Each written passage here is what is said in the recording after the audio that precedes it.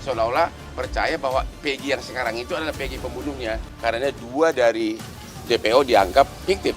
Kalau itu tidak ada, berarti putusan yang dulu berarti cacat semuanya dong. Dalam setiap wawancara saya selalu bilang bahwa anak ini anak baik, tulang punggung keluarga. Artinya, ini penyidiknya yang bodoh, atau memang Peggy Setiawan tidak terlibat saat itu.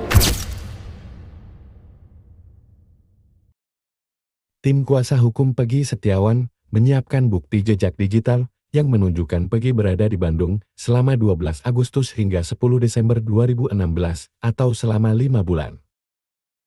Kuasa hukum Peggy yakin bukti ini bisa menguatkan Peggy dan akan dibawa ke sidang pra-peradilan. Jejak digital media sosial Peggy akan dijadikan bukti oleh tim kuasa hukum Peggy di sidang pra-peradilan karena menunjukkan bahwa Peggy berada di Bandung saat kasus pembunuhan Vina dan Eki. Sebelumnya polisi juga telah menyita dan memeriksa akun media sosial Peggy. Peggy pun juga dicacar atau diburu 28 pertanyaan terkait aktivitasnya di media sosial Facebook. Polisi pun juga menjadikan akun Facebook Peggy sebagai alat bukti. Pada saat BAP tambahan itu kan banyak Facebook yang ditunjukkan oleh kepolisian yang memberatkan Peggy, kemudian seolah-olah diarahkan Peggy Setiawan itu adalah benar-benar pelakunya dan sebagai pembunuh Vina dan Eki, namun polisi pun tidak menunjukkan FB Peggy yang meringankan karena kami pun punya bukti dari hasil dari print out Facebook Peggy yang statusnya saat itu ada di Bandung.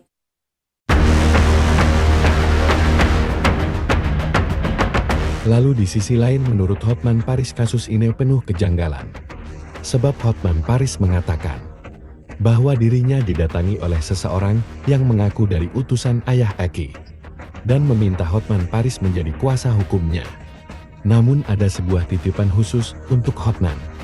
Peggy Setiawan yang sekarang menjadi tersangka harus kalah dalam persidangan. Bapaknya Eki itu saya sangat kecewa. Begitu kasus ini kita pegang, yang pertama saya hubungi adalah bapaknya Eki, baik melalui Instagram maupun melalui WA. Ini kan anak bapak yang korban. Mari kita bahas. Tidak ada jawaban apapun. Tiba-tiba 4 hari lalu, tiba-tiba ada utusan katanya dari Bareskrim, yang mengaku utusan dari bapaknya Eki, meminta kita sebagai kuasa hukumnya, seolah-olah percaya bahwa Peggy yang sekarang itu adalah Peggy pembunuhnya. Jadi seolah-olah kita jadi kuasanya dengan syarat harus setuju bahwa Peggy sekarang ini adalah Peggy pembunuhnya gitu loh. Dan saya total tolak, ya. Saya total tolak karena saya nggak mau disyaratkan begitu. Dan lagi pula udah kecewa kita 3 minggu dia tidak mau hubungi kita. Arahnya kemungkinan besar bapaknya Egi akan menyatakan bahwa itu Peggy. Hanya itu target utamanya. Ya makanya saya bilang ada apa? Itu yang saya nggak tahu. Nah, cukup ya. Berarti benang merahnya ada di bapaknya. Dia lebih tahu banyak masalah ini. Oke Pak? Cukup ya. Thank you Pak ya. Kasus Vina sampai hari ini target penyidik itu hanya satu, yaitu Peggy. Kalaupun nanti disidangkan, yang diadili hanya satu, yaitu Peggy. Kalau Peggy sudah divonis nanti, sepertinya penyidik akan menganggap kasus ini sudah selesai. Karena 2 dari DPO dianggap fiktif. Makanya saya dari tim Hotman 911 mengusulkan kepada Pak Jokowi, ini tidak bisa lagi dengan pro justisia, hanya dengan memakai hukum acara pidana. Kasus ini hanya terbongkar secara tuntas kalau benar-benar dibentuk tim pencari fakta oleh Pak Jokowi.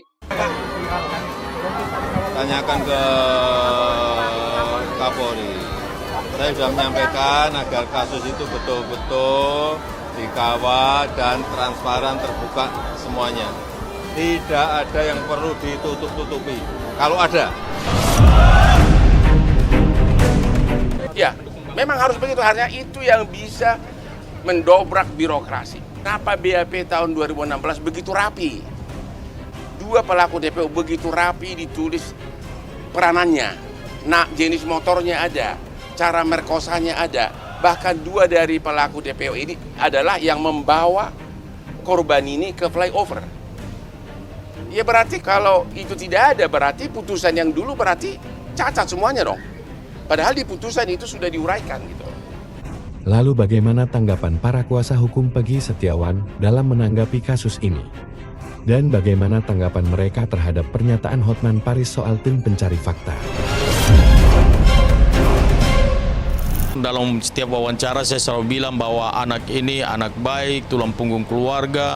Harusnya seperti itu ya, supaya biar terang benderang, biar jelas siapa pelaku sesungguhnya. Buat tim pencari fakta, lalu kemudian kalau sudah ketemu fakta-fakta yang valid, diserahkan ke penyidik.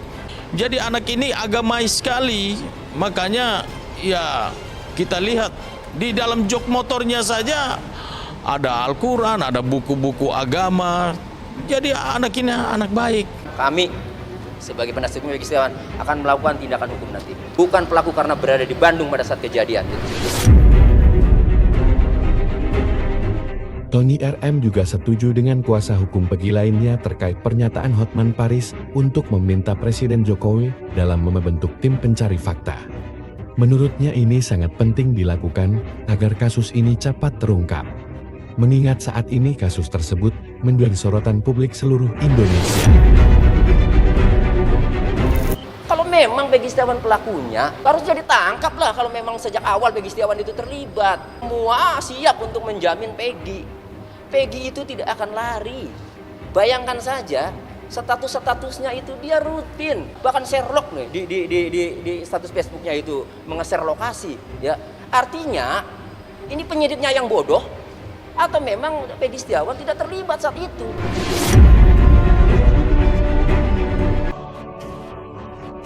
Semoga saja semua yang diperjuangkan oleh tim kuasa hukum Peggy dapat membuktikan bahwa Peggy tidak bersalah. Dan semoga saja Peggy Setiawan bisa bebas dari tuntutan yang meragukan tersebut di dalam persidangan.